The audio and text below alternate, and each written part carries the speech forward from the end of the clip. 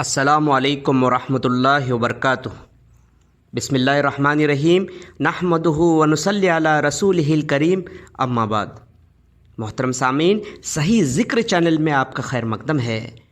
خالق کائنات جس مخلوق سے پیار کرتا ہے اسے حق کی سمجھ اور حق کی بات آگے پھیلانے کی ہدایت دیتا ہے۔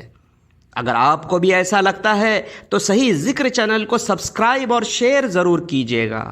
اگر آپ کو ایسا نہیں لگتا تو ہمارے چینل کو انسبسکرائب اور ہمیں انفالو کر سکتے ہیں۔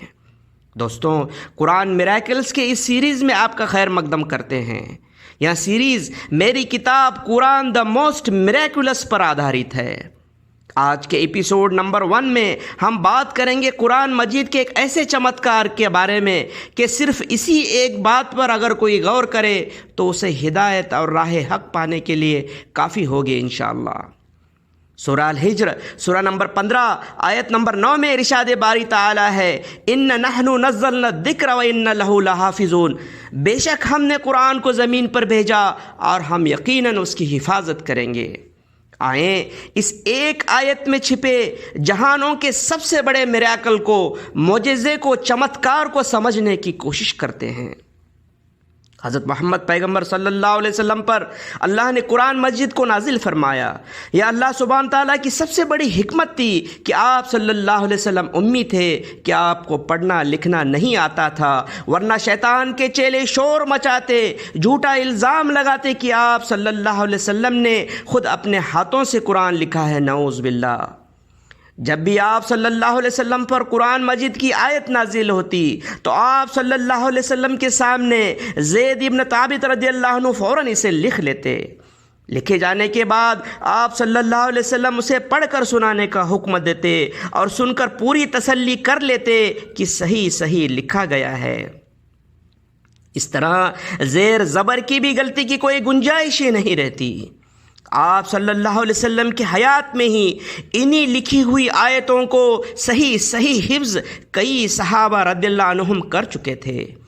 آپ صلی اللہ علیہ وسلم کے بعد پہلے خلیفہ حضرت ابوبکر صدیق رضی اللہ عنہ نے حضرت زید ابن ثابت رضی اللہ عنہ کو حکم دیا کہ ان لکھی ہوئی آیتوں کو ایک کتاب کی شکل میں جمع کریں۔ ایسا ہی ہوا اور یہاں سٹینڈرڈ قرآن ام المومنین حفصہ بنت عمر رضی اللہ عنہا کی کسٹڈی میں رکھا گیا۔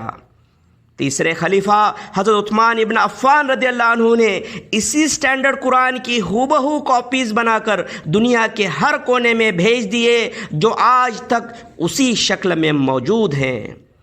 اس طرح جو بھی آیتیں آپ صلی اللہ علیہ وسلم پر نازل ہوئیں ان کو آج تک اسی شکل میں زیر زبر کاما فل سٹاپ کے فرق کے بغیر رکھ کر اللہ سبحانہ تعالیٰ نے سورہ الحجر آیت نمبر 9 میں قرآن کی حفاظت خود کرنے کے اپنے وعدے کو پورا کیا۔ دوستوں، 1400 سال سے زیادہ کوئی کتاب اسی شکل میں حفاظت سے رکھی گئی ہو، اس سے بڑا کوئی اور چمتکار نہیں ہو سکتا۔ 1400 سال سے کئی ملکوں میں کئی کٹر اسلام ویرودھی حکومتیں آئی، اور اگر وہ ایک الگ قرآن تو دور کی بات ایک الگ آیت بھی سامنے لاتے نعوذ باللہ تو قرآن کو غلط ثابت کر سکتے تھے نعوذ باللہ، مگر مخلوق کی اتنی اوقات نہیں کہ خالق کی بات کو غلط ثابت کر سکے۔ یہ ایک چمتکار ہی ان لوگوں کو ہدایت پانے کے لیے کافی ہے جو ہدایت پانا چاہتے ہو۔ دوستوں، اگر اپنی سوچ فکر اور امیجنیشن کا دائرہ تھوڑا اور بڑھا لے تو ایک اور ایسا چمتکار ممکن ہے جو ہمارے آنکھ کان دماغ کے بند تالوں کو ایک طوفان بن کر کھول سکتا ہے۔ سوچیں کہ دنیا کے سبھی ہارڈ کاپیز جیسے پرنٹڈ پیپرز، کتابیں وغیرہ وغیرہ، اور سبھی سافٹ کاپیز جیسے موبائل، کمپیوٹر، سٹوریج ڈیوائسز وغیرہ وغیرہ کو پوری طرح ڈسٹرائے کیا جائے یا سمندر میں ڈالا جائے تو کیا کوئی کتاب ایسی ہے سائنس، فلسفی، لٹریچر، ادھیاتم کی جو ہو بہو اسی شکل میں دوبارہ بن سکے؟ جی ہاں، صرف ایک ہی کتاب ایسی ہے جو ہو بہو اسی شکل میں بغیر زیر زبر کا فرق کیے دوبارہ کچھ ہی پل میں بن کر دنیا کے سامنے پھر سے آ سکتی ہے، اور وہاں کتاب ہے قرآن مجید۔ کیونکہ آج دنیا کے ہر کونے میں، ہر ملک میں مکمل حفظ قرآن کرنے والے کامل حافظ قرآن لاکھوں کی تعداد میں موجود ہیں۔ وہ سب اکٹھا ہو کر کامل اوریجنل عربک قرآن مجید کچھ ہی پل میں مکمل کر کے دنیا کے سامنے لا سکتے ہیں۔ اور صرف اتنا ہی نہیں، بلکہ چونکہ یہاں حافظ قرآن ہر زبان میں موجود ہیں، اس لیے اس اوریجنل عربک قرآن کا ہر زبان میں ٹرانسلیشن، ترجمہ بھی کچھ ہی پل میں مکمل ہو کر دنیا کے سامنے آ سکتا ہے۔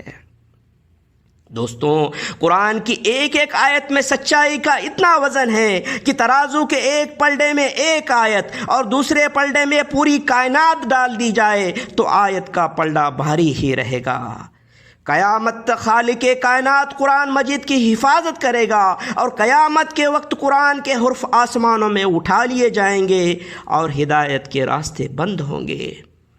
دوستوں، جس طرح اپنے ماں باپ کو پہچاننے سے انکار کرنے والے گمراہ اولاد کو اس کے اصل ماں باپ کی پہچان کرانا بہت نیک کام ہے، اسی طرح اپنے اصل سچے خالق کی پہچان بھٹکے ہوئے مخلوق کو کرانا سب سے نیک اور افضل کام ہے، اور یہی کام صحیح ذکر چینل لگاتار کرتا رہے گا انشاءاللہ۔ آپ سے گزارش ہے کہ چینل کو زیادہ سے زیادہ سبسکرائب اور شیئر کرے تاکہ کئی بھٹکے ہوئے لوگوں کو صحیح راستہ دکھ سکے اور ہر طرف پیار، محبت، بھائی چارہ، امن، شانتی پھیل سکے۔ وآخر الدعوانا ان الحمد للہ رب العالمین۔ السلام علیکم ورحمۃ اللہ وبرکاتہ۔